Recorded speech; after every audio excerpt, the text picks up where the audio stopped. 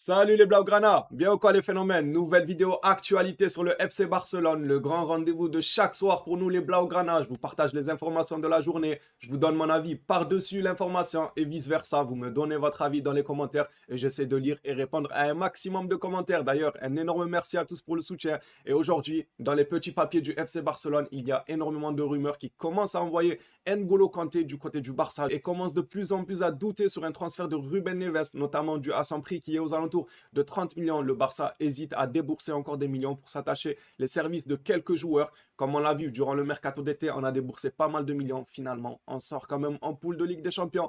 Pour ma part, c'est plutôt malin. Il ne faut pas hésiter à aller regarder ce genre de petits coups des joueurs qui vont être libres et des joueurs très très bons qui ont déjà prouvé, qui ont déjà énormément d'expérience, etc. On en parlera durant cette actualité. N'oubliez pas le petit like, le petit abonnement. Et on est parti les gars pour l'actualité avec un communiqué de Xavi pour commencer qui nous dit: je comprends que de l'extérieur on parle d'échec, mais de l'intérieur on fait une autre analyse. Ben, j'aimerais bien savoir quelle est cette analyse, Xavi, que vous faites de l'intérieur. Dis-nous, partage avec nous. Pedri, lui, de son côté, nous dit: ça prend du temps, mais c'est un échec, car il faut toujours passer la phase des poules. Moi, je suis d'accord avec Pedri. Oui, ça prend du temps. Il le dit, il le précise, ça prend du temps, on est tous d'accord, mais c'est quand même un échec. Voilà, il ne faut pas se voiler la face, en fait. J'ai l'impression que Xavi, un peu, se voile la face, il ne se remet pas assez en question. Il nous disait: oui, nous, de l'intérieur, on analyse ça différemment. C'est super, il essaye de tirer le bon côté des choses, mais est-ce qu'il y avait réellement un bon côté des choses durant cette phase de poule de Ligue des Champions? Je ne pense pas. Mais Xavi, selon lui, il comprend que de l'extérieur, on voit ça comme un échec, mais de l'intérieur, ils analysent ça différemment. Moi, je suis plutôt d'accord avec le communiqué de Pedri qui dit que ça prend du temps, mais bien sûr que c'est un échec. On passe à la suite avec encore un communiqué de Xavi qui nous dit: il faut tourner la page sur ce qui s'est passé en Ligue des Champions. On se débrouille très bien en championnat, on travaille bien et les résultats arrivent. Demain, c'est un match pour montrer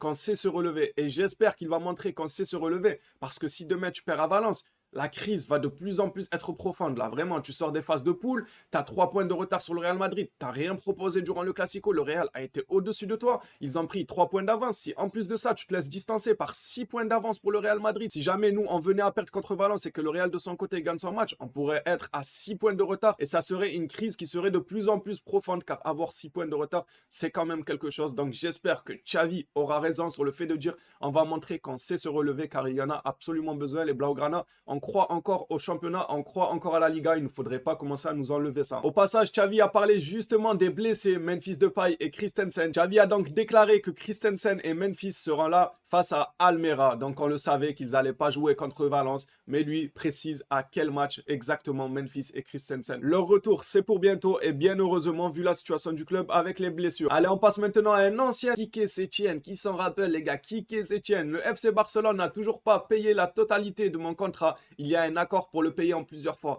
Franchement, on sort des phases de poule Ligue des Champions, si on échoue en Liga, si on échoue dans les Coupes d'Espagne, si jamais on n'y arrive pas en Europa League, le Barça va vraiment devoir se poser des questions sur la gestion de son argent, car comme vous le savez, on a fait énormément de leviers économiques. On apprend que même des coachs qui sont passés par le Barça il y a maintenant des saisons attendent encore leur salaire en différé. Après là, on apprend qu'il y a un accord, lui-même le dit. Il y a un accord pour que le salaire soit étalé, mais tout de même, ça montre que le Barça doit encore de l'argent à gauche, à droite, à ses capitaines, des montants de transfert qui n'ont pas encore régularisé à 100%, etc. Donc attention à ne pas se rater encore en Ligue Europa, en Liga et dans les Coupes d'Espagne. On va passer encore à un communiqué de Quique Setien qui parle justement des cadres, les gars. Justement, même Quique Setien, il voit ce qu'on voit, mais en plus de ça, lui, il l'a vu de près. Il était dans les vestiaires, il était voilà, quasiment, pratiquement dans leur intimité footballistique, sur le terrain, dans les vestiaires. Il les suivait quotidiennement, ces joueurs, et il a déclaré: Quique Setien à Barcelone, j'ai trouvé de grands joueurs qui étaient têtus et qui n'acceptaient pas le changement. De qui parle-t-il selon vous? Dites-moi dans les commentaires. Franchement, dites-moi dans les commentaires là directement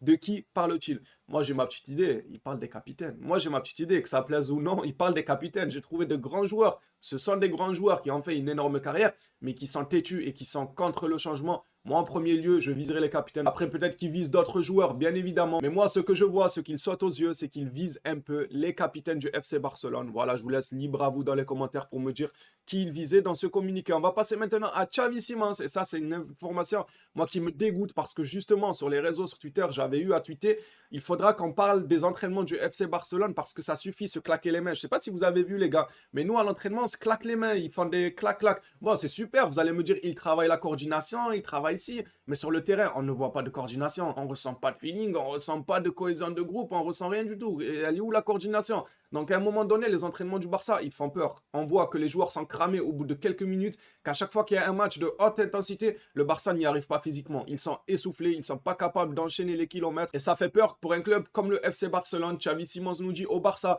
il ne travaille pas beaucoup en salle, il travaille avec le ballon, mais pas en salle. Quand je suis arrivé au PSG, j'ai vu les différences. Bon, ce qu'il explique, on le sait, le Barça, ça a toujours été la finesse technique. D'ailleurs, c'est pour ça que, d'ailleurs, on parlera d'N'Golo Kanté, est-ce qu'il collerait réellement au Barça ou pas? Mais le Barça, ça a toujours été ça, la finesse technique, les joueurs pas très costauds, pas très grands, mais plutôt très bons balle au pied. Et Xavi Simons a bien remarqué ça et il le dit, il travaille beaucoup plus balle au pied qu'un travail en salle, un travail pour avoir du cardio, pour mettre de l'intensité durant le match. J'espère qu'ils vont revoir un peu ça parce que ça suffit de se claquer les mains à l'entraînement. Ils nous montrent pas tout. Bien sûr qu'il y a de l'entraînement en salle, mais ils nous montrent pas tout. Moi, de ce que je vois sur les réseaux, sur les pages officielles du Barça, tout ça, souvent, je vois, comme il dit Xavi Simons, j'espère vraiment que le Barça revisitera sa façon de s'entraîner. Moi, j'en doute pas qu'ils font quand même de l'entraînement en salle, ça c'est sûr et certain. Mais peut-être qu'ils devraient un peu plus augmenter l'entraînement en salle et un peu plus diminuer l'entraînement avec ballon, car on voit ce que ça donne. Le football d'aujourd'hui, il est énormément exigeant sur la condition physique. Tout le monde court, tout le monde met de l'intensité dans le match et ça pèse sur les résultats du match. On le voit depuis plusieurs saisons. On le voit aussi sur les équipes adverses qui, eux, ça se voit qu'ils ont une préparation physique monstrueuse. Parlons maintenant d'Hendrick, vous savez, la pépite brésilienne qui fait tourner les têtes aux géants d'Europe. Le pacte Barça-Hendrick. Le Barça est au courant de tous les mouvements de marché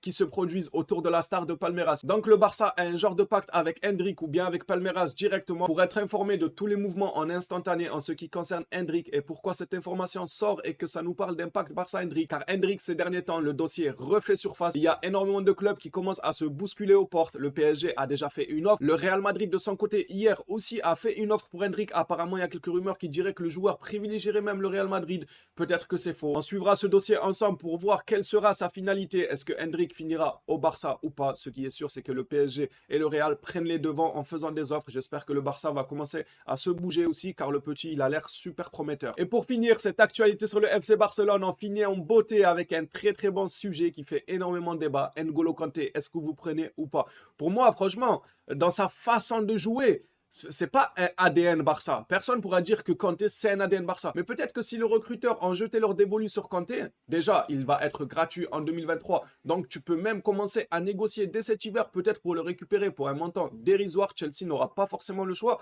car s'il n'accepte pas cette somme d'argent que le Barça proposera en hiver, il se verrait du coup perdre Kanté gratuitement dès l'été. Et si le Barça veut Kanté, peut-être justement c'est pour un peu changer sa façon de jouer. Moi je ne dis pas la changer à 100%, oublier tout ce qui est le FC Barcelone, car c'est justement pour la plupart des fans, c'est ça qui nous attache au club, c'est cette façon de jouer là, alléchante, etc. Mais peut-être ramener un peu de nouveauté, ramener un autre style. Et un N'Golo Kanté, c'est très bon. Moi, personnellement, je ne peux pas le refuser, juste j'ai un doute sur ses blessures. Si on peut être un peu grincheux, je dirais que Kanté est très très bon. Il a prouvé à maintes reprises, mais il est souvent blessé. Ces derniers temps, ces dernières saisons, il a souvent régulièrement des blessures et ça fait peur. Surtout que nous, le FC Barcelone, on n'est pas tranquille vis-à-vis des blessures. On n'est pas un club qui a une blessure tous les 6 mois, tous les 1 an. On est un club qui a 3 blessures en 2 semaines, les gars. En une semaine, même lors de phase de poule Ligue des Champions, les Christensen, Koundé, Araujo. Imaginez qu'on prend Kanté. Alors c'est très bon, comme je dis, je remets pas en doute son talent. Je dis attention à ses blessures. Franchement, il est souvent blessé. Et le Barça, est-ce qu'ils ont forcément besoin de quelqu'un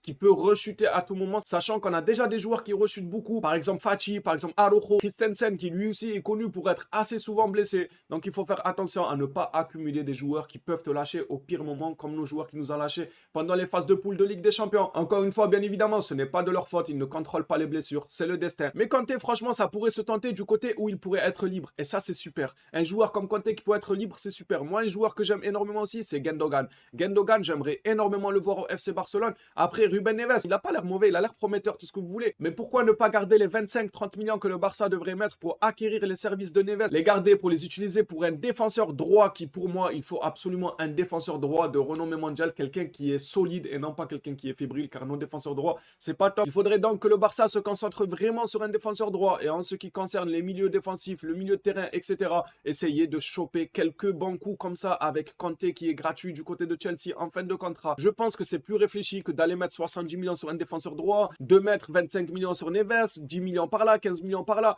En fait, ce qu'il ne faut surtout pas après cet échec en Ligue des Champions, c'est de se dire ok, on a eu un échec, maintenant on sort le chéquier et on achète à coût de millions. Moi, je ne veux pas voir ça au FC Barcelone. Ça pourrait être une erreur destructrice pour l'avenir du club si jamais le club réagissait comme ça. Mais je ne pense pas que Laporta réagira comme ça. Je ne pense pas, je lui fais confiance en tout cas. J'espère vraiment pas. Ça rappelle un peu l'ère Bartomeu. Lui, les gars, lui, il n'hésitait pas à sortir le chéquier à coût de 150 millions pour lui, pour Ousmane, pour Coutinho, pour Griezmann. Il n'hésitait absolument pas. Mais il ne faut pas réagir comme ça. Ça peut vraiment ramener un réel danger pour les finances du club. Surtout quand on le sait qu'ils ont des dettes envers leur capitaine, des dettes envers des anciens coachs. Ce n'est pas la solution d'aller jeter des millions sur absolument tous les joueurs en pensant que l'année prochaine, ça sera encore mieux car on aura mis beaucoup de millions. Je vous avais déjà dit, les gars, durant le mercato d'été, on me disait, est-ce que tu vois le Barça gagner la Ligue des Champions? J'aimerais bien que le Barça gagne la Ligue des Champions. Je disais, sur le papier, une équipe compétitive. Que le Barça s'est construite avec les Lewandowski, les Koundé, Araujo qu'on avait déjà. On commençait à avoir une superbe équipe sur le papier. Mais je disais, attention sur le terrain. Attention sur le terrain, c'est autre chose. On a vu avec le PSG qui dépense des millions, année après année, et qui n'y arrive quand même pas. On a vu City aussi qui dépense des millions. Bon, ça se passe super bien dans leur championnat respectif. Mais côté Ligue des Champions, ce n'est pas ce qu'il y a de mieux. Au vu de l'argent qu'ils ont déposé, ils aimeraient bien, les deux clubs, remporter une Ligue des Champions, chose qu'ils n'ont toujours pas fait. Malgré les sommes énormes qu'ils ont déposées. Donc je disais, sur le papier, oui, le Barça peut faire de bonnes choses en Ligue des Champions, mais j'attends de voir sur le terrain. Et ce qu'on a vu sur le terrain, bah, c'était dégueulasse. Voilà, c'est le cas de le dire. En Ligue des Champions, en phase de poule, ce qu'on a vu sur le terrain, c'était dégueulasse. Dites-moi, vous, de votre côté, N'Golo Kanté, est-ce que vous prenez, est-ce que vous êtes d'accord avec moi sur le fait que le Barça ne doit pas réagir à cet échec en sortant le carnet de chèques tout simplement et en arrosant tout le monde à coups de millions pour qu'ils viennent au FC Barcelone et plutôt être malin, sentir les bons coups, miser sur les bons joueurs à moindre coût. Moi, c'est comme ça que je le vois. Cette actualité touche à sa fin. Merci à toi si tu l'as regardé jusqu'ici. On se dit à la prochaine vidéo sur le FC Barcelone. D'ici là, prenez soin de vous les Blaugrana.